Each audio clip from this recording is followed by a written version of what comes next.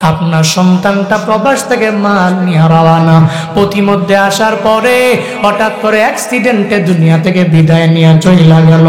আয়েশা দেখেন লাশ আর লাশ, শুধু আপনার ছেলে না, কতগুলা লাশ পড়ে আছে ডিভাইডারের মধ্যে। একটু দেখার জন্য আসেন না রে বাবা? বাবা একটা বারের জন্য সন্তানের মায়ের দরবারে বলেন নাই। অ্যাম্বুলেন্স নিয়ে দৌড়ে রওনা। যখন সন্তানটার দরবারে যায় তাকায়া দেখে সুন্দর চাঁদ মাগা চেহারাটা রক্তে লাল হয়ে গেল। প্রবাসী থেকে রেমিটেন্স যোদ্ধা টাকার মেশিনটা দুনিয়া থেকে যে বিদায় নিয়ে চইলা গেল, তার চেহারার মধ্যে বারবার হাত দিয়া মুছে আর বাবায় চোখের পানি ফেলায় কান্দে। সন্তান আমার, কত ঈদ আমি তোমার ছাড়া আমি উদযাপন করলাম। আমি ঈদের ময়দানে গেছি, তবে বিন্দু মাত্র পরিমাণ আমার চোখের মুখের মধ্যে আমি হাসি আনতে পারি নাই। কারণ কত বাবারা দেখছি এদের সন্তানের কপালে চুমু দেয়, আমি কত সন্তানের দেখছি যেই সন্তানেরা এদের বাবার গালের মধ্যে সুন্দর করে চুমু দেয়। আমি ওটা দেখার পরে তোমার কথা মনে পড়ে যাইতো। আমি সুন্দর করে একটা বার ঈদুল ফিতর উদযাপন করতে পারলাম না। এবার যাই তুমি আসলা, আমি তোমার নিয়ে ঈদের ময়দানে যেতে পারবো না। ও সন্তান আমার, কত রাত তোমার মা তোমার জন্য ঘুমাইতেও পারে নাই। রাত 12টা যখন বেজে গেল, হঠাৎ করে ঘুম থেকে জেগে চোখের পানি ফেলে কাঁদলো। আমি বললাম কান্দো কেন? কয় সন্তানটারে প্রবাসে রাইখা আমি মা ঘুমাইতে পারি না। ও ঠিক মতো খাইলো কিনা, ও ঠিক মতো ঘুমাইতে গেল কিনা, ও ঠিক মতো আরাম করতে পারে কিনা, ও ঠিক মতো কাজকর্মের মধ্যে যাইতে পারে কিনা, এই চিন্তা নিয়ে কত রাত তোমার মা আরামের বিছানার মধ্যে ঘুমাইতে পারে নাই। ও সন্তান আমার, আজকে আমি বাড়ি যাওয়ার পর তোমার লাশ নিয়ে তোমার মায়েরে আমি কি বলবো বিন্দু মাত্র পরিমাণ আমার কোনো জানা নাই, আমার কোনো ভাষা আমার জানা নাই। তোমার মায়ের দরবারে কোন বডি নিয়ে আমি বলবো ধরো তোমার সন্তানটারে তুমি জীবনের শেষ বিদায় দিয়া দাও। কথা বেশি না বাড়াইয়া অ্যাম্বুলেন্স নিয়ে বাবায় যখন রওনা, এদিকে মার মনে অনেক পরিমাণে খুশি আর আনন্দ। এত বছর পরে সন্তান আসবে, হঠাৎ করে অ্যাম্বুলেন্সের সাউন্ড যখন গ্রামের মধ্যে শুনতে পায়, মায়ের মনটা খারাপ হয়ে গেল। হঠাৎ কেন আমার এলাকার মধ্যে অ্যাম্বুলেন্সের সাউন্ড শুনতে পাই, এই চিন্তায় পরে মা দৌড়ে দরওয়াজা ওপেন করে উঠানের সামনে গিয়া মা দাঁড়ায় রইল, কোন সময় আমার সন্তানটা আমার কাছে আসবে। হঠাৎ করে দেখে অ্যাম্বুলেন্স অন্য কোনো বাড়ির মধ্যে যায় না, প্রবাসে থাকনেওয়ালা ওই টাকার মেশিনটা অ্যাম্বুলেন্সে কইরা মায়ের মানিকটা মায়ের সামনে রওনা। তাকায় দেখে সন্তানের লাশ মায়ের সামনে যখন হাজির হয়ে গেল, মা চোখের পানি ফেলে কাপড়ের আঁচল দিয়া চোখের পানি মুছে আর একটা পর্যায়ে বারবার চোখের পানি ফেলে কান্না করে, ও সন্তান আমার, কেন তুমি আমারে বিদায় দিয়ে চইলা গেলা? তোমার গোসলের জন্য আমি গরম পানি রেডি করলাম, একটু আরামের গোসলের জন্য। এখন তুমি চাইলেও আর গোসল করতে পারবা না। এখন ওই গরম পানির ভিতরে একটু বড়ই বাদা দিয়া আবার গরম কইরা তোমার জীবনের শেষ গোসলটাও দিয়ে দেওয়া লাগবে। ও সন্তান আমার, আমি মা তোরে ছাড়া কেমনে থাকবো আমায় বল? আমি মা তোরে ছাড়া ঈদুল ফিতর কেমনে উদযাপন করব আমায় বল? আমি মা তোরে ছাড়া ঈদুল আজহা কেমনে উদযাপন করব আমায় বল? আমি মা তোরে ছাড়া ঈদ উদযাপন করতে পারবো না। চোখের পানি ফালাইয়া কাপড়ের আঁচল দিয়া বারবার পানিগুলা মুছে আর সন্তানের দরবারে মা চোখের পানি ফালায় কান্না করে। এমন ভাবে অনেকের মরণ হয়, ঈদ উদযাপন করতে পারে না। এমন নজির প্রমাণও আছে, ঈদের জন্য পাঞ্জাবি কিনলো, ঈদের ময়দানে যেতে পারেন নাই, ঈদের আগের দিন দুনিয়া থেকে বিদায় নিয়ে চইলা গেল। ও আল্লাহর বান্দারা, 26 সালে রমজান পাবো কি পাবো না, এই ব্যাপারে জুনায়েদ আল হাবিবের গ্যারান্টি নাই, এই ব্যাপারে আপনারও গ্যারান্টি নাই। এই ব্যাপারে সমাজ কল্যাণ পরিষদের যুবকদের গ্যারান্টি নাই। যেহেতু গ্যারান্টি নেই, এই রমজান আমার শেষ রমজান মনে করে একটু কদরের রাতটাকে তালাশ কইরা বাকি 2টা রাত একটু আমল কইরা দেন রে বাপ, একটু তিলাওয়াত কইরা সময়টারে পাস করেন রে বাপ, একটু জিকির আজকার কইরা একটু আমল কইরা একটু আমার আল্লাহর দরবারে গ্রহণযোগ্য বান্দা হয়ে রমজানটারে একটু বিদায় দেন না। আল্লাহ পাক রব্বুল আলামিন এই রমজানের প্রত্যেকটা রোজাকে কবুল করে নেন, পড়ে না আমিন। সাহারিগুলোকে কবুল করেন, পড়ে না আমিন। তারাবি কবুল করে নেন, পড়ে না আমিন। ও দয়ার মালিক আয় আল্লাহ, ঈদুল ফিতর আমাদের আনন্দের দিন পুরা বছরের মধ্যে, আল্লাহ গো মরণ দিও না, ঈদের আগে দিও না। ঈদুল ফিতর উদযাপন করার মতো তৌফিক প্রত্যেককে তুমি দান করো, পড়ে না আমিন। আরো জোরে চিল্লা পড়ে না আমিন। আগের জামানার উম্মতেরা এত পরিমাণে হায়াত পেত, এদের আমলের সংখ্যাও এত পরিমাণ বেড়ে যেত। সাহাবায়ে কেরাম চিন্তিত হয়ে গেলেন, নবীজি বয়ান করতে লাগলেন, বনি ইসরাইলের এক আল্লাহর বান্দা হায়াত পেয়েছে 1000 বছর, জিহাদের মধ্যে কাটায়াও দিয়েছে 1000 বছর। হায়াত পাইল 1000 বছর, জিহাদের ময়দানে কাটায়া দিল 1000 বছর। আমরা তো হায়াত পাই কম, তাহলে জিহাদের ময়দানেও যেতে পারলাম না। আবার অল্প হায়াতের মধ্যে নামাজও পড়ি কম, রোজাও রাখি কম, আমলও করি কম। সাহাবায়ে কেরাম চিন্তিত হয়ে গেলেন, এর মানে এরা মনে হয় আমগো আগে রবের জান্নাতের মধ্যে চলে যাবে। মদিনাওয়ালা নবী শুধুমাত্র বান্দার ব্যাপারে বলেন নাই, নবীজি বলতে লাগলেন আগের জামানার আম্বিয়ারা এত পরিমাণে হায়াত পেত, টানা ইবাদতের মাধ্যমে সময় কাটায়া দিতে পারত। উনি বয়ান করলেন হযরতে জাকারিয়া আলাইহিস সালাতু ওয়াস সালাম, হযরতে হিজকির আলাইহিস সালাতু ওয়াস সালাম, হযরতে ইউসা আলাইহিস সালাতু ওয়াস সালাম, হযরতে আইয়ুব আলাইহিস সালাতু ওয়াস সালাম, টানা এরা 80 বছর একটানা ইবাদতের মাধ্যমে এরা কাটায় দিয়ে দিল। সাহাবায়ে কেরাম বলে, নবী আমাদের হায়াতের বেলা বড় কম, এরা দুনিয়াতে হায়াত পাইল এত পরিমাণে বেশি, এরা তো আমগো আগে জান্নাতের মধ্যে চলে গেলে আমরা যাব কেমনে? আল্লাহ কয় চিন্তা নাই, টেনশন করার প্রয়োজন নাই।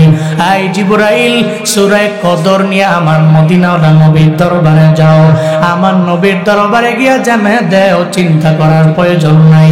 আমার নবীর উম্মতেরা যদিও হায়াত পাইবে 50, যদিও হায়াত পাইবে 60, যদিও হায়াত পাইবে 70, যদিও হায়াত পাইবে 80, টেনশন নাই।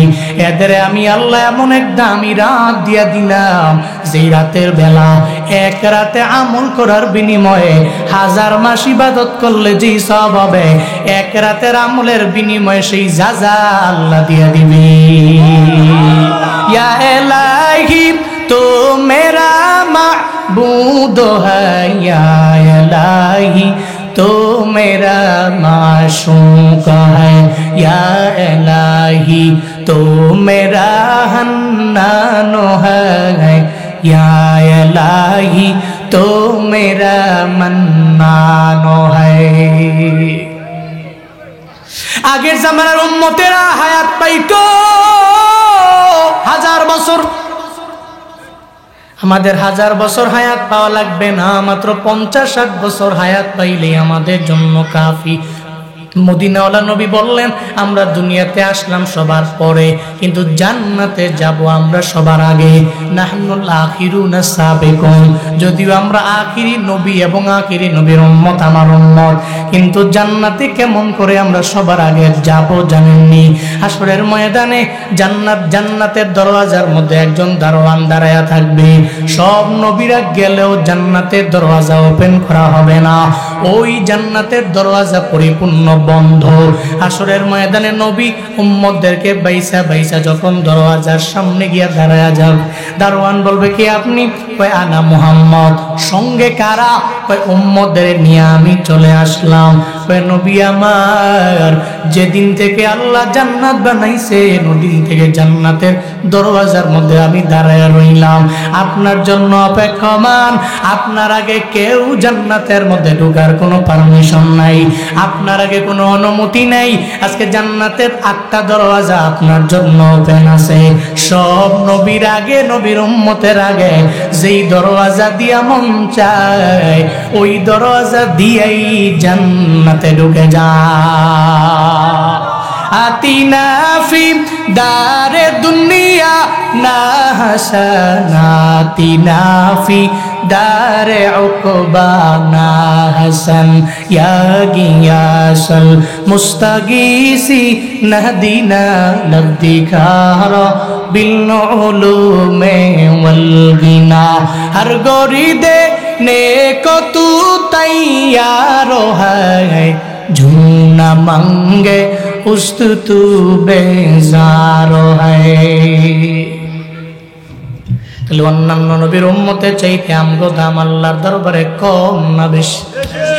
কুনতুম খায়রা উম্মাতিন উখরিজাত লিন্নাসি তা'মুরুনা বিল মা'রুফ ওয়া তানহাউনা আনিল মুনকার ওয়া তু'মিনুনা বিল্লাহ। চিল্লা পড়েন আল্লাহু আকবার।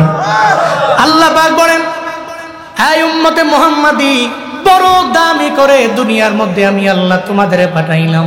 হযরত ইব্রাহিম নবীর উম্মতের এত দামি না, হযরত ইসমাঈল নবীর উম্মতের এত পরিমাণে দামি না, হযরত আদম নবীর উম্মতের এত দামি না, হযরত হিজকিল নবীর উম্মতের এত পরিমাণে দামি না, হযরত দাউদ নবীর উম্মতের এত দামি না, হযরত ঈসা নবীর উম্মতের এত দামি না। উম্মতে মুহাম্মদীকে আমি আল্লাহ এত পরিমাণে দামি বানাইলাম, অন্য কোন উম্মতকে আমি আল্লাহ এত পরিমাণে দামি বানাই নাই। চিল্লা পড়া যাবে কি মারহাবা? তাহলে সমস্ত উম্মতের চাইতেও আমগো দাম বেশি না কম? তাহলে আমরা শ্রেষ্ঠ, আমরা দামি। এবার আসেন, সূরা কদর নবীর উপরে নাজিল করা হলো। কেন নাজিল করা হলো? একটু সান্ত্বনা দেওয়ার জন্য। সাহাবায়ে কেরাম চিন্তিত হয়ে গেলেন, তাহলে তো অন্যান্য নবীর উম্মতেরা আমগো আগে যাবে। নবী কয়, না, নাহনুল আখিরুন আস-সাবিকুন, যদিও পরে কিন্তু জামু তো সবার আগে। আমগো আগে কেউ জান্নাতে ঢুকতে পারবে না। শুধু তাই না, নবীজি বলেন, আরজু আন তাকুনু নিসফা আহলিল জান্নাহ, আরজু আমি আশা করি, আন তাকুনু তোমরা হবে, নিসফা আহলিল জান্নাহ জান্নাতবাসীদের অর্ধেক। পড়ে না সুবহানাল্লাহ। এর মানে আদম নবী থেকে ঈসা নবী আলাইহিস সালাতু ওয়াস সালাম পর্যন্ত যত উম্মত আছে ওই সমস্ত উম্মতের মধ্য থেকে 50% হবে জান্নাতি। শুধুমাত্র উম্মতে মুহাম্মদী 50% হবে জান্নাতি। তাহলে অন্যান্য নবীর উম্মতের চাইতে আমগো দাম কম না বেশি? পড়েন না সুবহানাল্লাহ, পড়েন না আলহামদুলিল্লাহ, আরো জোরে চিল্লায় পড়েন আল্লাহু আকবার। তাহলে সূরা কদর নবীর উপরে নাজিল হলো। কেন নাজিল হলো এতটুকু বুঝলাম, যে সাহাবায়ে কেরাম চিন্তিত হয়ে গেলেন। এরপরে আল্লাহ পাক সান্ত্বনা দেওয়ার জন্য সূরা কদর পাঠালেন। ইন্না আনজালনাহু ফি লাইলাতিল কদরি ওয়া মা আদরাকা মা লাইলাতুল কদর লাইলাতুল কদরি খায়রুম মিন আলফি শাহর তানাজ্জালুল মালাইকাতু ওয়ার রূহু ফিহা বিইذনি রাব্বিহিম মিন কুল্লি আমর সালামুন হিয়া হাত্তা মাতলাইল ফাজর। চিল্লা পড়েন আল্লাহু আকবার। আল্লাহ পাক বলেন, ইন্না আনজালনাহু ফি লাইলাতিল কদর, আমি নাজিল করেছি। আনজালনাহু, এই হুয়ের মার্জা হলো কোরআন। কোরআনকে আমি আল্লাহ নাজিল করেছি কোন রাতে? কয় ফি লাইলাতিল কদর, কদরের রাতে আমি আল্লাহ কোরআনটাকে নাজিল করলাম। এর মানে লাউহে মাহফুজ থেকে সংরক্ষিত ফলক থেকে প্রথম আসমানের মধ্যে নাজিল হলো কোরআন। কোন রাতে? কদরের রাতে। আর এই কদরের রাতটাই হচ্ছে রমজান মাসের মধ্যে। এই কারণে রমজানের দাম আল্লাহর দরবারে বেশি। এজন্য রমজানের ভিতরে কদর, ওই কদরের দাম রবের দরবারে বেশি। আল্লাহর কোরআন নাজিল হওয়ার কারণে যদি মাসও দামি হয়, আল্লাহর কোরআন নাজিল হওয়ার কারণে রাতও যদি দামি হয়, তাইলে উম্মতে মুহাম্মদীরা এই কোরআনের সাথে যদি সংস্পর্শ লাগায়, তাহলে উম্মতে মুহাম্মদীর দাম বাড়ায়া দিবে কি? আল্লাহ পাক বাড়ায়া দিবে। কোরআনের সাথে সম্পর্ক লাগাইও। শুধুমাত্র রমাদানে কোরআনের তিলাওয়াত না, বরং রমাদানের পরেও আগেও কোরআন তিলাওয়াত করা লাগবে কি লাগবে না? শুধুমাত্র রমজান আসলে কোরআন ধরলাম, রমজানের পরে ভুইলা গেলাম। এই আম্মাজানেরা, আমি দেখছি আম্মাজানেরা রমজানে কোরআন তিলাওয়াতের মাত্রা বাড়ায়া দেয়, রমজানের পরে গেলে আম্মাজানেরাও ভুইলা যায়। না গো আম্মারা, বরং ঘরের মধ্যে আপনিও ফজরের নামাজ পড়ে সূরা ইয়াসিনের তিলাওয়াতে বসে যান। আপনার মেয়েটাকেও নিয়ে বসে যান, আপনার পুত্রবধূকে নিয়েও তিলাওয়াতের মধ্যে বসে যান। এই আব্বারা, আপনিও ফজরের নামাজ বা জামাত আদায় করে ইয়াসিন পড়েন। আপনার ছেলেটাকেও নামাজ পড়াইয়া তিলাওয়াত করার জন্য উদ্বুদ্ধ করেন, ইন্সপায়ার করেন। আল্লাহর কসম করে বলে গেলাম, যদি কোরআন তিলাওয়াতের মাত্রাটা বাড়াইয়া দিতে পারেন, আপনার বউ যদি তিলাওয়াত করে, আপনার মেয়েও যদি তিলাওয়াত করে, আপনার পুত্রবধূও যদি তিলাওয়াত করে, আপনিও আপনার ছেলেও যদি তিলাওয়াত করতে পারেন ফজরের পরে ইয়াসিন, আল্লাহর কসম দুবার তিনবার করে বলে যাই, যদিও রিজিক মাসে লক্ষ, 1.5 লক্ষ, 2 লক্ষ টাকা না, অল্প টাকা, ওই টাকাতেও বরকত বাড়াইয়া দিতে পারে কি? আল্লাহর কোরআনের সাথে সম্পর্ক লাগানো লাগবে। আল্লাহ পাক বলেন, আমি আল্লাহ নাজিল করলাম লাইলাতুল কদরের মধ্যে কোরআনে। কোরআন বড় দামি, যেই কদরের মধ্যে নাজিল হলো, কদরের দামও আমার মাওলার দরবারে এত পরিমাণে বেড়ে গেল। এবার আল্লাহ পাক মদিনাওয়ালা নবীরে জানায়া দেয়, ওয়া মা আদরাকা মা লাইলাতুল কদর। এই পয়গম্বর, কদরের রাতের ব্যাপারে আপনি জানেন কি? এই ব্যাপারে আপনার ধারণা কি পরিমাণ আছে একটু বলেন না? এটা প্রশ্ন করি আল্লাহ পাক রব্বুল আলামিন নবীর কাছ থেকে জবাবের আশা করেন নাই, সঙ্গে সঙ্গে আল্লাহই জানায়া দিলেন, লাইলাতুল কদরি খায়রুম মিন আলফি শাহর। লাইলাতুল কদর, কদরের রাত এত পরিমাণে দামি রাত, এটা 1000 মাসের চাইতেও উত্তম রাত। চিল্লা পড়া যাবে না সুবহানাল্লাহ। কদরের রাত 1000 মাসের চাইতে উত্তম রাত। এবার 1000 মাস কত বছর হয়? ক্যালকুলেটর দেন। 1000 মাস ক্যালকুলেটর দিলে তাহলে 83 বছর 4 মাসের ইবাদতের সওয়াব হয়। এর মানে এক কদর তালাশ কইরা খালি 2 রাকাত, 4 রাকাত, 6 রাকাত নফল নামাজ পড়তে পারলেই এক রাতের আমলের বিনিময়ে 83 বছর 4 মাসের ইবাদতের সওয়াব আল্লাহ পাক আমল নামে দিয়ে দিবে। এবার সাহাবায়ে কেরামকে নবী বললেন, চিন্তা করো কেন তাহলে অন্যান্য নবীর উম্মতেরা হায়াত পাইল 1000 বছরে, এরা আমল করলো 1000 বছরের আমল। এদেরকে তো কদর দেওয়া হয় নাই, তোমাদেরকে তো কদর দেওয়া হয়েছে। তো এদেরকে কদর দেওয়া হয় নাই। এরা 1000 বছরে 1000 বছরের আমলই আমল নামায় জড়ো করতে পারছে। তো তোমরা তো শুধুমাত্র এক রাতে করবা। এরকম ভাবে 12 বছর যদি কেউ লাইলাতুল কদর পায়, কয় বছর? তাহলে 1000 বছর ইবাদত করলে যে সওয়াব, ওই সওয়াব তার আমল নামায় অটোমেটিক হয়ে যাবে। তাহলে যার বয়স 50, সাবালক 12 বছর 13 বছর হওয়ার পর থেকে রমজান পাইছে কয় বছর? 10 বছর, 20 বছর, 30 বছর, 35, 40 বছর পর্যন্ত আপনি সাবালক হওয়ার পর থেকে রমজান পাইলেন। তো যেই বছরই রমজান আইলো, ওই রমজানে কদর আয় নাই। কথা বলে না কেন? কদর কি রমজানের বাইরে না রমজানের ভেতরে? কেউ বলেন পুরো রমজানের ভিতরে কোনো না কোনো এক রাতে কদর, কিন্তু না, বুখারীর হাদিসকে আমরা প্রাধান্য দেই। নবীজি বলেছেন, তাহাররাও লাইলাতুল কদর ফিল উইত্রি মিনাল আশরিল আওয়াখিরি মিন রমাদান। এই উম্মতেরা, তোমরা লাইলাতুল কদর তালাশ করবা রমাদানের শেষ দশকের বেজর রাতে। এর মানে 21, এর মানে 23, এর মানে 25, এর মানে 27, এর মানে 29। এই বেজর রাতে তোমরা লাইলাতুল কদরে তালাশ করো। এই জন্য আমগো গ্রাম এলাকায় আমগো দেশেও দেখবেন 21 তারিখে তারাবি, 21 রমজানের তারাবি পড়ার পরে এরপরে কদরের নামাজ পড়েন 4 রাকাত, এরপরে আবার 23 তারিখেও একই কথা বলে, এরপরে 25 তারিখে একই কথা বলে। দেখবেন আজকেও কদরের নামাজ পড়বে, আবার 29শে রমজানের তারাবির পরেও আবার কদরের নামাজ পড়বেন কি পড়বেন না? এটা মনে করা যাবে না শুধুমাত্র 27 তারিখই কদর, এটা মনে করা যাবে। কারণ নবীজি বলেছেন তোমরা শেষ দশকের, রমজানের শেষ দশকের বেজুর রাতে লাইলাতুল কদরকে তালাশ করো। তাহলে 27 আপনারা বললো কেডা যে এটাই লাইলাতুল কদর? এই জন্য কোনো বেজুর রাতকেই কোনোভাবে ছোট করে দেখার প্রশ্নই ওঠে না। ছোট করে দেখা যাবে 21 তারিখেও যেমনি পড়বো, 23 তারিখেও পড়তে হবে, 25 তারিখেও পড়তে হবে, 27 তারিখেও পড়তে হবে, 29 তারিখ পড়তে হবে। যদি আপনি 27 রাতকে গুরুত্বপূর্ণ মনে করে বাকি রাতে যদি আমল না করেন, এমনও তো হতে পারে আপনি কদর হারায় ফেলছেন। 1 বছরের কদর হারায় ফেললেন মানে আপনি 83 বছর 4 মাস ইবাদতের সওয়াব থেকে বঞ্চিত হয়ে গেলেন। একটু ভাবেন। আপনার এক ব্যবসাতে আপনি ইনভেস্ট করেছেন 20 লক্ষ টাকা, আপনি লস খাইছেন, পুরা দমে লস।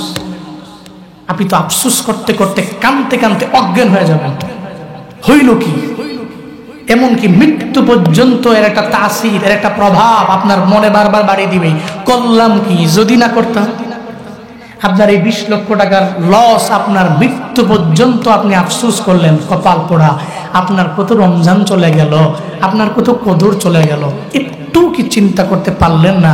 হায়, একটা কদর যে চলে গেল, এর মানে 83 বছর 4 মাসের ইবাদতের সওয়াব তো হারাইলাম। কয়বার আফসোস করছি আমরা? অথচ যেই কদরের কারণে আমরা দামি। আমরা 5 কারণে বড় দামি। কয় কারণে? 1 নম্বর কারণ হলো কারণ আমরা পাইলাম সাইয়্যিদুল আম্বিয়া,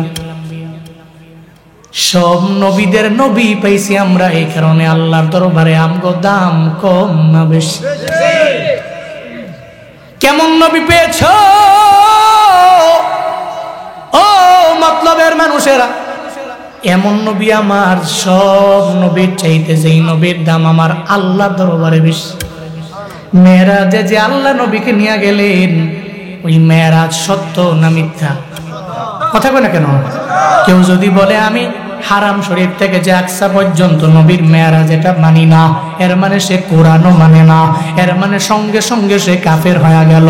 সুবহানাল্লাযী আসরা বিআবদিহি লাইলাম মিনাল মাসজিদিল হারাম ইলাল মাসজিদিল আকসা আল্লাযী বারাকনা হাওলাহু লিনুরিয়াহু মিন আয়াতিনা ইন্নাহু হুয়াস সামিউল বাসীর।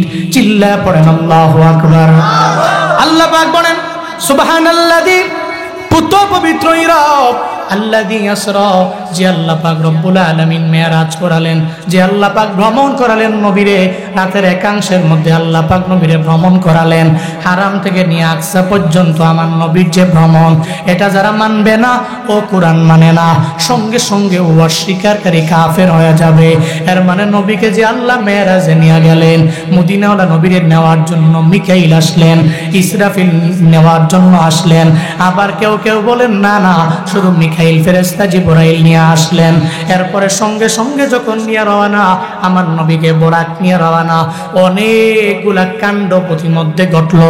এই ব্যাপারে মেরাজের বয়ানে আপনারা শুনতে পাইছেন। গেলেন একটা পর্যায়ে দুনিয়াবি লাইনের শেষ ডেস্টিনেশন মানে গন্তব্যস্থান, ওইটা হলো বাইতুল আকসা, জেরুজালেমের আকসা মসজিদ। ওই জায়গায় বোরাকটাকে সুন্দর করে দেয়ালের মধ্যে লাগাইয়া জিবরাইল কয় নবী এবার চলেন না।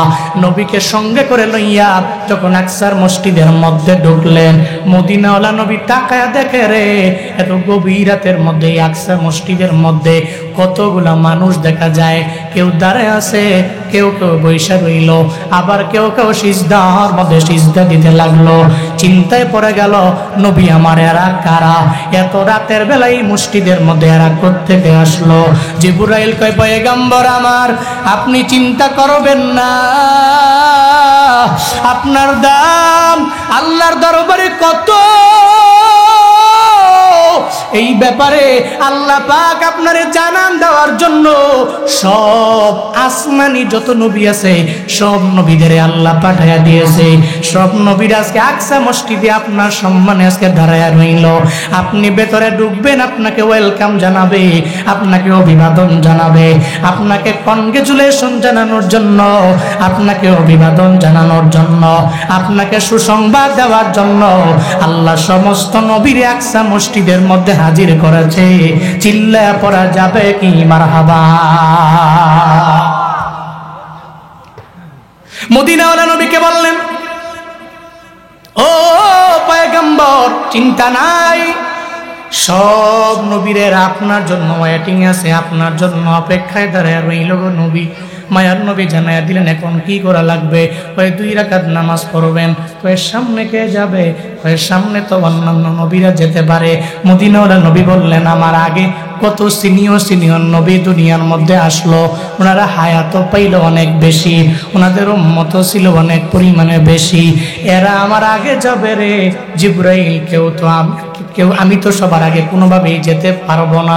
জিবরাইল কয় নবী না না, বরং সব নবীদের আগে আপনি সামনে যাওয়া লাগবে, কারণ আপনার লকব হলো আপনি ইমামুল মুরসালিন, সমস্ত মুরসালিনদের নেতা।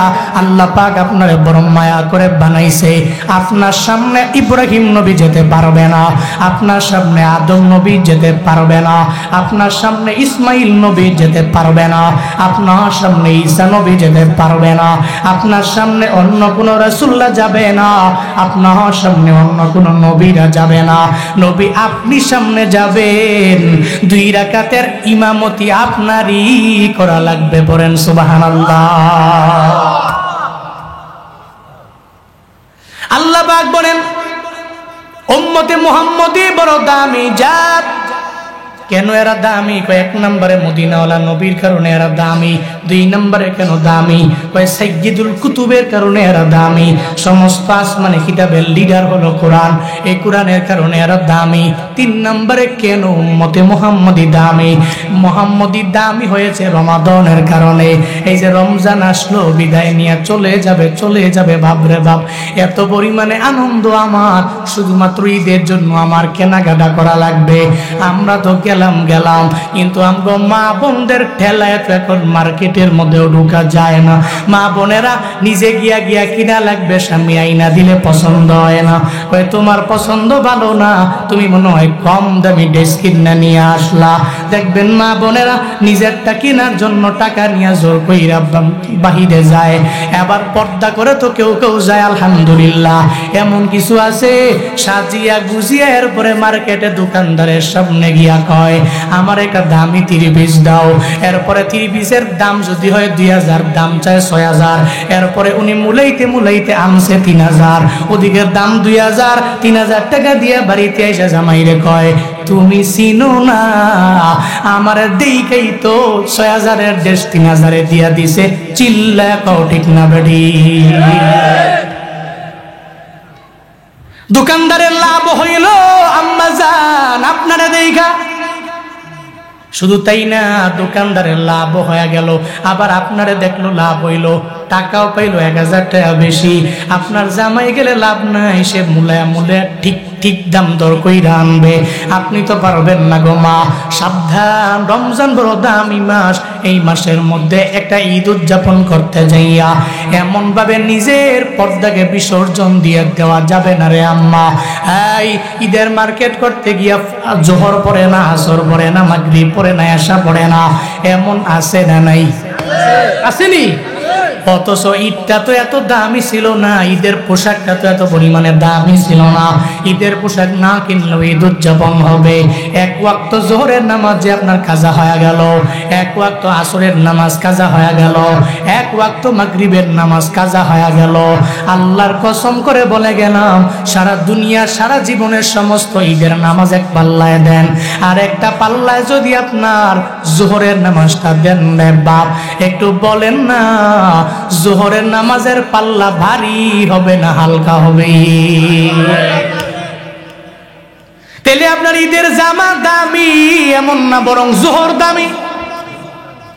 ঈদুল ফিতর উদযাপন করবেন, অসুবিধা নাই, দামি কাপড় কিনেন, অসুবিধা নাই, তবে রোজাকে ঠিক রাখেন, নামাজটা ঠিক রেখে ঈদ উদযাপন করবেন।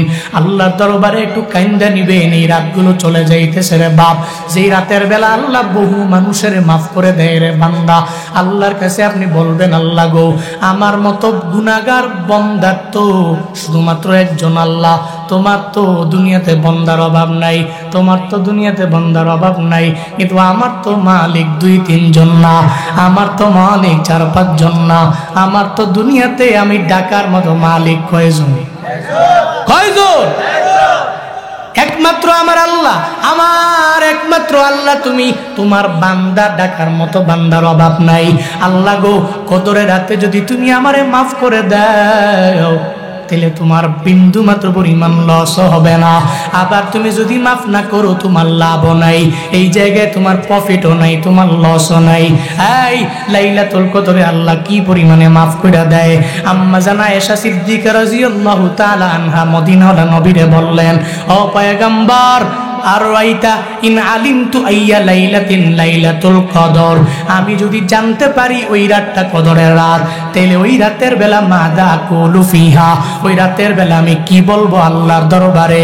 মদিনাওয়ালা নবী বললেন, এই আমার আয়েশা সিদ্দিকা, এই আমার হুমায়রা, তুমি যদি লাইলাতুল কদরের ব্যাপারে জানতে পারো ওই রাতটা কদরের রাত, তুমি আল্লাহর দরবারে বলবা, কুলি আল্লাহুম্মা ইন্নাকা আফুন তুহিব্বুল আফওয়া ফাফু আন্নি, আল্লাহুম্মা ইন্নাকা আফুগুন তুহিব্বুল আফওয়া ফাফু আন্নি। ও আয়েশা, আল্লাহর দরবারে কদরের রাতে তুমি বলো, আল্লাহুম্মা ইন্নাকা আফুন, আল্লাহ গো তুমি ক্ষমাশীল, তুহিব্বুল আফওয়া, ক্ষমা করতেই তুমি বড্ড পছন্দ করো, ফাফু আন্নি, তুমি আমারে মাফ করে দাও। আমার মতো বান্দারে যদি আল্লাহর মাফ কইরা দেয়, আল্লাহর লস হবে? হবে না। এজন্য কদরের রাতের আমল হইল আল্লাহর কাছে বলা, আল্লাহুম্মা ইন্নাকা আফুউন তুহিব্বুল আফওয়া ফাফু আন্নি। নবীজি শিক্ষা দিয়েছেন আম্মা জান আয়েশাকে, হ্যাঁ আয়েশা, তুমি কদরের রাতে খালি আল্লাহর দরবারে এটি বেশি বেশি পড়ো, আল্লাহ তুমি ক্ষমাশীল, তুমি ক্ষমা করতে বড় পছন্দ করো, ফাফু আন্নি, তুমি আমারে মাফ করে দাও। তুমি যদি আমারে মাফ করে দাও, তোমার তো লস হবে না। তুমি যদি সব বান্দারে মাফ করে জান্নাতে ঢুকায় দাও, তোমার লস নাই। সমস্ত লাভ এবং লস তো বান্দার, সমস্ত লাভ এবং লস তো আমার। আল্লাহ, তোমার যেহেতু লাভ লস নাই, তো আমার তো ডাকার মতো তুমি। এভাবে আল্লাহর কাছে নরম কইরা বলবেন, আল্লাহ তুমি আমারে মাফ করে দাও। মুখতার কসম মনে রাখবেন, লাইলাতুল কদরে আল্লাহ বহু মানুষকে মাফ করে দেয়। আপনার মতো বান্দারে মাফ কইরা আল্লাহ জাহান্নাম থেকে ফিরে জান্নাতের খাতায় নামটা উঠায়া দিলে আল্লাহর বিন্দু মাত্র পরিমাণ লস হবে না। এজন্য কদরে আল্লাহর দরবারে বেশি বেশি কামনা করা, ইস্তিগফার করা উচিত। আল্লাহ তৌফিক দান করেন। সকলে পড়ি আমিন। আরো জোরে পড়েন আমিন। কদরে আরেকটা আমল হলো কিয়ামে দাঁড়াবেন। কেমন কিয়াম? নফল নামাজের কিয়াম। নবীজি বলেছেন, মান কামা লাইলাতুল কদর ঈমানাও ওয়া ইহতিসাবা গুফিরা লাহু মা তাকদ্দামা মিন যামবিহি। সুবহানাল্লাহ পড়েন।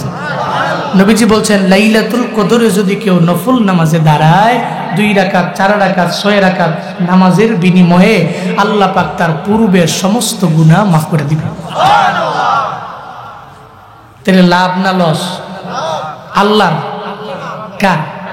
লাভ আমাদের বাপ, লাভ আমাদের, লসও আমাদের। তাহলে কদরের রাতে আমরা আমল করব। এবার আসেন বলেন, এবার আসেন কদরের রাতে আমরা যে আমল করি, অনেকে মনে মনে ভাবে কোন সূরা দিয়া জানি ফোন লাগবো, বুঝেন না? এই চিন্তা করে অনেকে নামাজও পড়ে না। আবার অনেকে অতিরিক্ত লেভেলের নফল নামাজ পড়ে। কেমন? খুব দ্রুত। আমাদের কিছু কিছু ব্যক্তি আছে যারা নামাজ পড়ে খুব দ্রুত, যেমন 4 রাকাতের নামাজ 1.5 মিনিটেই শেষ। যদিও বাংলাদেশে নেট আসা নাই 5G, কিন্তু এর নামাজে অলরেডি অগ্রিম 5G চলে আসছে। এমন দ্রুত নামাজ পড়ে, এরা যদি আপনি যে কম আমাদের পাউডি দর্শি কুদ্দুর আসতে পারেন, হে আরো জোরে পড়বো। আপনাকে বাড়ির মুরগিরে যদি আদার দিয়া খাবার দিয়া যদি মুরগিরে কম, তো 2টা পাও ধরলাম, তোরে জীবনও জব করতাম না, তোরে একবার আরাম করে খাওয়াম, তাও তুই এত দ্রুত খাইস না, রিল্যাক্সে খা, দেখবেন আরো দ্রুত খায়, ঠিক কিনা? এরকম কিছু নামাজি আছে দেখবেন, হেরো যদি আপনি পাও ধরেন যে আস্তে পড়লে সমস্যাটা কোথায়, রুকু থেকে সোজা হইয়া দাঁড়ায় এক তাসবিহ পরিমাণ ওখানে ওয়েট করলে অসুবিধা কই, সিজদা থেকে সোজা হইয়া বৈশা এক তাসবিহ সুবহানাল্লাহ, শেষ এক তাসবিহ, এতটুকু সময় একটু ওয়েট কইরা এরপর আরেক সেজদায় গেলে অনেক দেরি হয়ে যাব। কেউ দেরি হয়ে যাব? তো দেরি হবে না। তাহলে একটু রিল্যাক্সে এই নামাজটা পড়া লাগবে। এটা তো ফরজ নামাজের বেলায়। নফল নামাজের বেলায় ঠিক সেম। আপনি নফল নামাজে আপনার কোয়ান্টিটির চাইতে কোয়ালিটিকে প্রায়োরিটি দেওয়া লাগবে। That means quality, quantity. আপনি নফল নামাজে কোয়ান্টিটি এর মানে হচ্ছে অতিরিক্ত লেভেলের 10 রাকাত, 12 রাকাত, 15, 16 রাকাত, 20 রাকাত, 25 রাকাত, 26 রাকাত তো নামাজ পড়তে হবে আমার নফল নামাজ। এই চিন্তা বাদ দিয়া আপনি চিন্তা করেন আমি একেবারে ইখলাসের সাথে, একনিষ্ঠতার সাথে আমি 4 রাকাত, 6 রাকাত, 8 রাকাত নামাজ পড়ব, তবে আমার নামাজের থাকবে কোয়ালিটি, কোয়ান্টিটি না। আমার অনেক বেশি নামাজ দরকার নাই, আমার অল্প নামাজি হবে, তবে আমি রিল্যাক্সে, সিজদাগুলো রিল্যাক্সে, রুকুগুলো রিল্যাক্সে দিব। আমার 2 রাকাত 4 রাকাত নামাজের পরে আমি পড়তে পারি 100 বার কালিমা, আমি 100 বার পড়তে পারি ইস্তিগফার, আমি 100 বার পড়তে পারি নবীজির উপরে দুরূদ, পড়ে একটু লম্বা চলে একটু দোয়া আল্লাহর দরবারে করতে পারি। আমার জিন্দেগির মনের আশাগুলো আমি আল্লাহর কাছে বলতে পারি, পারি না? এগুলো বলতে পারি রিল্যাক্সে। কিন্তু সমানে আইসা ধামধুম কইরা মেরা দিয়া গেলাম না, মূলত এটা আপনার উপরে ফরজ না বাপ, এটা আপনার জন্য বড় বোনাস। এটা মনে কইরা যে আমার বোনাসটা আমি পাবো, এখানে আমার ভাইয়ের কোনো লাভ নাই, আমার বোনের কোনো লাভ নাই, আমার ছেলের কোনো লাভ নাই, লাভটা আমার ব্যক্তিগত লাভ, এটা ফরজও না, না পড়লে আমার গুনাহ হইতো না, কিন্তু আমার তো বিশাল একটা বোনাস আমি পাচ্ছি। এই চিন্তা করে ইতমিনান নিয়ে, ইখলাস নিয়ে, খুশু নিয়ে লাইলাতুল কদরের নফল সালাতগুলো, জিকির আজগারগুলো, তাসবিহগুলো আমরা পড়তে পারবো তো ইনশাআল্লাহ? পড়তে পারবো তো ইনশাআল্লাহ? আর তো 2টা রাত বাপ, কয়টা? কদরের 2টা রাত আছে, 27, 29। আপনি আজকে রাতটা পাচ্ছেন, আর একটা রাত পাবেন, এই জন্য চলে যাবে, বিদায় নিয়ে চলে যাচ্ছে। একটু চিন্তা করেন তো, নবীজি যে ওই যে মিম্বারের সিঁড়িতে পা রাইখা বললেন, যারা রমজান পাইল নিজের জিন্দেগির গুনাহগুলোকে মাফ করতে পারলো না, এরা ধ্বংস হয়ে যায়, এরা দুর্ভাগা, এরা হতভাগা, নবীজি যে বললেন। তাহলে আপনি চিন্তা করেন, যদি আপনার রমজান পায়াও আপনার জিন্দেগির গুনাহগুলো মাফ না হয়, তো আপনি দুর্ভাগা। তাহলে তো আমি দুর্ভাগা, আমি হতভাগা। নবীজি জোরে একবার আমিন বললেন, এর মানে সে দুর্ভাগা হইলেও নবীর কোনো চিন্তা, নবীর কিছু যায় আসে? নবী যদি কয় তোর কিছু হইলে আমার কিছু যায় আসে না, খুদার কসম কোন উম্মত আছে সে জান্নাতে যাওয়া পসিবল? ইম্পসিবল। আপনি নবীর সুপারিশ সারা জান্নাত যাবেন গা, এমনি হবে না। এই জন্য রমজান পাইলেন একটু এই চিন্তা করবেন যে রমজান পাইয়া নিজের জিন্দেগির গুনাহগুলোকে মাফ করাবো। আর 2-3 দিনে পারবো তো ইনশাআল্লাহ? পারবো তো ইনশাআল্লাহ? রমজান পাইয়া আল্লাহর দরবারে এমন ভাবে তাওবা করব, রে আল্লাহ তুমি আমারে মাফ করে দাও, 2026 সালে রমজান আমি পাবো কি পাবো না এই ব্যাপারে গ্যারান্টি। গত রমজানে কত মা বাবা ছিল, এই রমজানে অনেকের মা বাবা চইলা গেছে। এমন তো অনেক নজির প্রমাণ আছে রে, 6 মাসের মধ্যে বাবাও চলে গেল, মাও চলে গেল। কই তারা হারাইলো, কই হারাইলো, আর জীবনে আসবে না। এজন্য রমজান পাইয়া নিজের জিন্দেগির গুনাহগুলোকে মাফ করে রবের দরবারে বইলা দাও, ও দয়ার মালিক আগামী বছরে রমজান আমি পাবো কি পাবো না এই ব্যাপারে আমার গ্যারান্টি নাই। রমজান তো বড় দূর কি বাত, এই জায়গা থেকে বয়ান শুই না, আমি যে আসার নামাজ আদায় কইরা নফল নামাজগুলো পড়িনা আমি বাড়ি যেতে পারবো কি পারবো না এই ব্যাপারে গ্যারান্টি আমার বাবাই দিতে পারবে। এই কত মানুষ অ্যাক্সিডেন্টে মারা যায়, কত মানুষ বিদায় নেয়, কত মানুষ কোন সময় কোন জায়গায় মরণ হয় সে জানে না, মরণ হয়ে যায়। কত মানুষের প্রবাসের মধ্যে মরণ হয়, যেই জায়গায় মাও নাই, যেই জায়গায় বাবাও নাই। এই যে যতবার আমরা উমরায় গেলাম ততবার প্রবাসীরা চোখের পানি ফেলায় কান্না করে। হুজুর রমজানে ওলামায়ে কেরাম উমরার জন্য যখন দেশ থেকে আসে, ওনাদের দেখলে ঈদুল ফিতরের কথা মনে পড়ে যায়। ঈদ উদযাপন করি ঠিক, তবে মজা লাগে না। পাশে দেখি আমার দাদাও নাই, আমার জ্যাঠাও নাই, আমার মায়ও নাই, আমার বাবাও নাই। গত বছরের আগের বছর উমরা শেষ করে ঈদ উদযাপন করার জন্য আমি বাড়ির দিকে যখন রওনা হব, এক প্রবাসী আমার দইরা বলে, হুজুর বাড়ি যাবেন? আমরা তো যেতে পারবো না, তবে কপালে তো খারাপ, ঈদের দিনও আমগো ডিউটি করা লাগে, কফিলটা ভালো পড়ে না, আমার এত পরিমাণে খাটায় তারা, আমার যে একটা ঈদ আছে, ঈদের দিন আছে, খুশির দিন আছে, এরা এটা মনেও করে না। এই ঈদে অনেক প্রবাসীরা চোখের পানি ফেলে কান্না করবে, যাদের ঈদ নাই চোখের পানি ফালাইয়া ফালাই ঈদুল ফিতরের উদযাপন করতে পারবে না, দেশের মধ্যে আসতে পারবে না।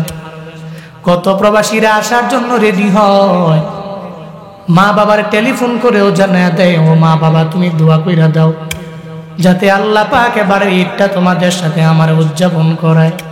টিকেটও কেটে ফেলে ঢাকার ইন্টারন্যাশনাল বিমানবন্দরের মধ্যে আসার পরে মায়ের নাম্বার টেলিফোন দেয়, তোমার সন্তান চলে আসছে, সারপ্রাইজ দেওয়ার জন্য তোমার সাথে মোলাকাত হয়ে যাবে। মার মনটা বড় খুশি, 4 বছর 5 বছর ধরে দেখি না, অনেক বছর পরে আমি তারে দেখতে পাইলে আমার মনটা ভালো হয়ে যাবে। মনে রাখবেন, মার কাছে সন্তান এত পরিমাণে দামি, ওই সন্তানের দরবারে মায়ের টাকা চায় না, বাড়ি চায় না, গাড়ি চায় না। এই যে 2টা বছর 2.5 বছর 3 বছর আপনারে দুগ্ধ পান করাইলো যেই মায়, জীবনে তো কোনোদিন আপনারে বলেন নাই, এই দুধের দাম তুমি আমারে দিয়া বাড়ি বানাও, এই দুধের দাম দিয়া তুমি গাড়ি কিনো, আমার দুধের টাকা দিয়া তুমি প্রবাসে যাও, যা মন চায় তাই করো। মা জীবনে বলে না রে বাবা, আপনি আমি তো মিস করতে পারি না, প্রবাসীরা এরা ভালো করেই জানে, এরা মায়ের আদরটা পরিপূর্ণ মিস করে রে বাবা। আমি মায়ের বয়ান করলে এরা চোখের পানি ফালায়া ফালায়া কান্দে, গভীর রাতে টেলিফোন দিয়া দিয়া বলে, হুজুর আপনার মায়ের বয়ান শুই না চোখের পানি ফালায়া কান্না কইরা, আগে আমি নামাজ পড়তাম না, এখন আমি ফজর জোহর আসর পরিপূর্ণ পড়ি, আগে আমি রোজা রাখতাম না, এখন আমি রোজা রাখি, আগে আমি আমলের লাইনে অগ্রগামী হইতে পারি নাই, এখন আমি আমলের লাইনে অগ্রগামী হয়ে যাই। এমন অনেক যুবক প্রবাসী মায়ের কাছে যখন টেলিফোন দিয়া বলে, মা তুমি আমার জন্য দোয়া কইরা দাও, এবার ঈদুল ফিতরটা আমি তোমার বাড়ির মধ্যে তোমার সঙ্গে এসে উদযাপন করব, কিন্তু কপালে তো খারাপ, প্রতিমধ্যে আসার পরে যুবক প্রবাসী যখন মরণ বরণ হয়ে গেল, হঠাৎ করে আজরাইল তার সামনে মোলাকাত হয়ে গেল, সাক্ষাৎ হয়ে গেল। ওদিকে মা ওয়েটিং এ আছে, মতলবের মধ্যে মা সন্তান কখন আসবে, ঈদুল ফিতরটা সন্তানকে নিয়ে তার বাবা নতুন পাঞ্জাবি কিন্না সুন্দর করে পরিরা এরপরে ঈদগাহের মধ্যে ঈদের ময়দানে নামাজ পড়ার জন্য যাবে, এত সুন্দর করে ওয়েটিং এ আছে। হঠাৎ করে সন্তানের মোবাইলে টেলিফোন দিলে সন্তান ধরে না, বারবার টেলিফোন দিলে সন্তান যখন রিসিভ করে না, হঠাৎ করে চিন্তায় পড়ে গেল, এতক্ষণ সময় তো আমার সন্তান বাড়ির মধ্যে আসতে লাগে না। মনে রাখবেন, দুনিয়ার কেউ জানে না, কিন্তু মার অন্তরের মধ্যে আল্লাহ কেমনে জানি, আল্লাহ জানে, কেউ জানে না, মা জানে। আল্লাহ মায়ের অন্তরের মধ্যে এমন একটা রাডার ফিট করে দিয়েছে রে গুলাম, যেই রাডারের কারণে মা পরিপূর্ণ বুঝতে পারে সন্তান ভালো আছে, সুস্থ আছে নাকি অসুস্থ হয়ে গেল, এই ব্যাপারে মা পরিপূর্ণ বুঝতে পারে। বারবার মা বলে, ও স্বামী আমার, আমার সন্তানটারে টেলিফোন দেন না, কেন দেরি হয়? যখন স্বামী টেলিফোন লাগায় কেন যেন স্ট্রিং বাজে, কেউ ধরে না। হঠাৎ করে একটু পরে সন্তানের মোবাইল থেকে যখন ফোন বেজে উঠলো, দেখে মোবাইলটা রিসিভ করার পরে সন্তানের কণ্ঠ শোনা যায় না। কার কণ্ঠ শোনা যায়? অন্য একটা ছেলের কণ্ঠ শোনা যায়। কয়, কে তুমি? কয়, আমারে আপনি চিনবেন না, আপনি কে আগে বলেন। কয়, আমি হলাম যে মোবাইল দিয়ে তুমি ফোন দিলে ওই মোবাইলওয়ালার বাবা। কয়, মোবাইলওয়ালার বাবা যদি হন, আপনার সন্তানটা প্রবাস থেকে মাল নিয়ে রওনা, প্রতিমধ্যে আসার পরে হঠাৎ করে অ্যাক্সিডেন্টে দুনিয়া থেকে বিদায় নিয়ে চলে গেল। আয়েশা দেখেন লাশ, আল্লাহ শুধু আপনার ছেলে না, কতগুলা লাশ পড়ে আছে ডিভাইডারের মধ্যে, একটু দেখার জন্য আসেন না রে বাবা? বাবা একটা বারের জন্য সন্তানের মায়ের দরবারে বলেন নাই। অ্যাম্বুলেন্স নিয়ে দৌড়ে রওনা। যখন সন্তানটার দরবারে যায় তাকায়া দেখে সুন্দর চাঁদ মাগা চেহারাটা রক্তে লাল হয়ে গেল। প্রবাসী থেকে রিমিটেন্স যুদ্ধের টাকার মেশিনটা দুনিয়া থেকে যে বিদায় নিয়ে চইলা গেল, তার চেহারার মধ্যে বারবার হাত দিয়া মুছে আর বাবায় চোখের পানি ফেলায় কান্দে। সন্তান আমার, কত ঈদ আমি তোমার ছাড়া আমি উদযাপন করলাম। আমি ঈদের ময়দানে গেছি, তবে বিন্দু মাত্র পরিমাণ আমার চোখের মুখের মধ্যে আমি হাসি আনতে পারি নাই। কারণ কত বাবারা দেখছি এদের সন্তানের কপালে চুমু দেয়। আমি কত সন্তানের দেখছি যেই সন্তানেরা এদের বাবার গালের মধ্যে সুন্দর করে চুমু দেয়। আমি ওটা দেখার পরে তোমার কথা মনে পড়ে যাইতো। আমি সুন্দর করে একটা বার ঈদুল ফিতর উদযাপন করতে পারলাম না। এবার যাই তুমি আসলা, আমি তোমার নিয়ে ঈদের ময়দানে যেতে পারবো না। ও সন্তান আমার, কত রাত তোমার মা তোমার জন্য ঘুমাইতেও পারে নাই। রাত 12টা যখন বেজে গেল, হঠাৎ করে ঘুম থেকে জেগে চোখের পানি ফেলে কাঁদলো। আমি বললাম কান্দো কেন? ওই সন্তানটারে প্রবাসে রাইখা আমি মা ঘুমাইতে পারি না। ও ঠিক মতো খাইলো কিনা, ও ঠিক মতো ঘুমাইতে গেল কিনা, ও ঠিক মতো আরাম করতে পারে কিনা, ও ঠিক মতো কাজকর্মের মধ্যে যাইতে পারে কিনা, এই চিন্তা নিয়ে কত রাত তোমার মা আরামের বিছানার মধ্যে ঘুমাইতে পারে নাই।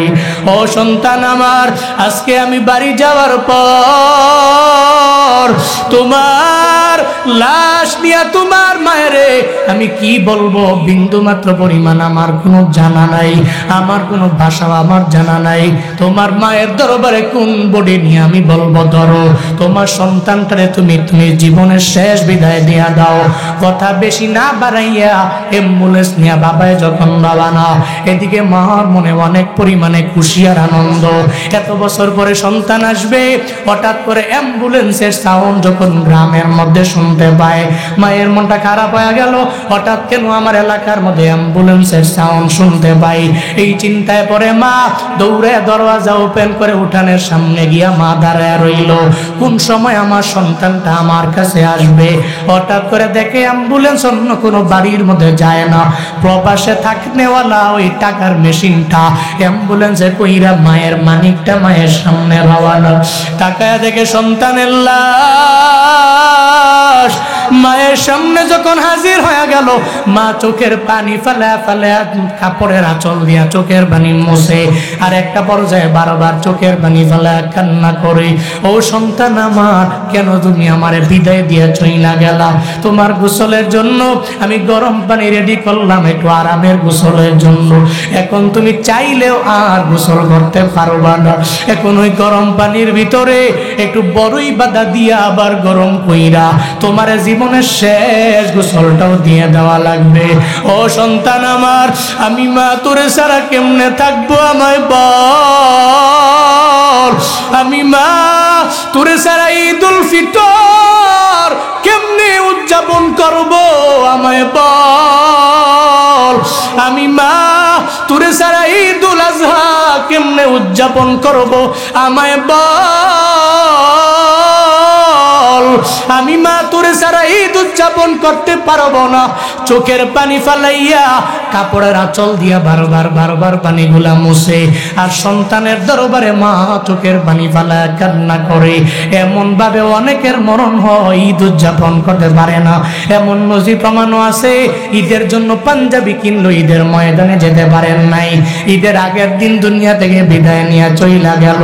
ও আল্লাহর বান্দারা, 26 সালে রমজান পাবো কি পাবো না, এই ব্যাপারে জুনায়েদ আল হাবিবের গ্যারান্টি নাই, এই ব্যাপারে আপনারও গ্যারান্টি নাই, এই ব্যাপারে সমাজ কল্যাণ পরিষদের যুবকদের গ্যারান্টি নাই। যেহেতু গ্যারান্টি নেই, এই রমজান আমার শেষ রমজান মনে করে একটু কদরের রাতটাকে তালাশ কইরা বাকি 2টা রাত একটু আমল কইরা দেন রে বাপ, একটু তিলাওয়াত কইরা সময়টারে পাস করেন রে বাপ, একটু জিকির আজকার কইরা একটু আমল কইরা একটু আমার আল্লাহর দরবারে গ্রহণযোগ্য বান্দা হয়ে রমজানটারে একটু বিদায় দেন না। আল্লাহ পাক রব্বুল আলামিন এই রমজানের প্রত্যেকটা রোজাকে কবুল করে নেন, পড়েন আমিন। সাহারিগুলোকে কবুল করেন, পড়েন আমিন। তারাবি কবুল করে নেন, পড়েন আমিন। ও দয়ার মালিক, হে আল্লাহ, ঈদুল ফিতর আমাদের আনন্দের দিন পুরা বছরের মধ্যে। আল্লাহ গো, মরণ দিও না, ঈদের আগে দিও না। ঈদুল ফিতর উদযাপন করার মতো তৌফিক প্রত্যেককে তুমি দান করো, পড়েন আমিন। আরো জোরে চিল্লা পড়েন আমিন। ও মিয়া, যে কথা বললাম 26 সালের রমজান আল্লাহ যদি হায়াতে বাঁচায় ফেব্রুয়ারি মাসের 20 তারিখ অথবা 21 তারিখ, আগামী 26 সালের রমজানের পয়লা রমজান যদি হয়, আর আমি যে গ্যারান্টি কি আছে যে আমি বাঁচতে পারবো, আমি ঢুকতে পারবো, গ্যারান্টি নেই। এজন্য এই রমজান আমার লাস্ট রমাদান, এই চিন্তা করে এই রমাজান কারিমে, এই সম্মানিত মাসে আমরা কিছু বাকি দিনগুলোতে একটু আমল কইরা দিই, কদরের রাতগুলোকে একটু তালাশ কইরা দিই। এই আজকে যে রাতটা চেষ্টা করবেন একটু জাগ্রত হইয়া 2 রাকাত, 4 রাকাত, 6 রাকাত, 8 রাকাত, 10 রাকাত, 12 রাকাত নফল নামাজ পড়া, জিকির আজকার, কোরআনটাকে নিয়ে একটু তিলাওয়াত করা। পারবেন না ইনশাআল্লাহ? পারবেন না ইনশাআল্লাহ? আল্লাহ পাক আমাদেরকে কদর তালাশ করে কিছু পুঁজি বানাইয়া লাইলাতুল কদরের সমস্ত ফজিলত গ্রহণ করার মতো তৌফিক দান করেন। সকলেই পড়ি আমিন। আল্লাহ, এই মসজিদগুলোর ভিতরে যারা ইতিকাফ করে, যারা ইতিকাফ করতেছে, আল্লাহ ইতিকাফকারীকে উসিলায় এলাকার সমস্ত মানুষগুলোর তুমি মাফ করে দাও। আল্লাহ, ইতিকাফকারীরা একদিন ইতিকাফ করলে 3 খন্দক পরিমাণ জাহান্নাম এদের থেকে দূরে চলে যায়। কয় খন্দক? কয় খন্দক? উহুদ পাহাড় পরিমাণ 1 খন্দক। তাহলে কত দূরে যায় জাহান্নামটা। এরা যদি একদিনে মসজিদে ইতিকাফ করে, আল্লাহ আমরা তো পারি নাই, তোমরা পারতাছে, ওনাদের কাছ থেকে জাহান্নামটা 3 খন্দক পরিমাণ দূরে সরে যাচ্ছে। ওনাদের উসিলায় তুমি আমগো কাছ থেকেও জাহান্নামটাকে এরকম 3 খন্দক 4 খন্দক পরিমাণ দূরে সরায় দাও। সকলে পড়ি আমিন। আরো জোরে পড়েন আমিন। রমজান তো চলে গেছে, এরপরও বাকি 3 দিনের কিছু আমল দেই। নবীজি এই 4টা আমল বেশি বেশি করার জন্য বলেছেন রমজানে। 1 নাম্বার, নবীজি বলেছেন তোমরা বেশি বেশি কালেমা পড়বা। কি পড়বা? কি পড়বা? তোমরা বেশি বেশি কালেমা পড়বা, 1 নাম্বার। 2 নাম্বারে তোমরা বেশি বেশি তাস্তাগফিরুনাহু, আল্লাহর কাছে বেশি ক্ষমা প্রার্থনা করবা, মানে ইস্তিগফার। আস্তাগফিরুল্লাহ রাব্বি মিন কুল্লি যামবি ওয়া আতুবু ইলাইহি লা হাওলা ওয়ালা কুওয়াতা ইল্লা বিল্লাহিল আলিয়্যিল আযীম। আস্তাগফিরুল্লাহাল্লাযী লা ইলাহা ইল্লা হুয়াল হাইয়ুল কাইয়্যুম ওয়া আতুবু ইলাইহি লা হাওলা ওয়ালা কুওয়া ইল্লা বিল্লাহিল আলিয়্যিল আযীম। এগুলো পারি না।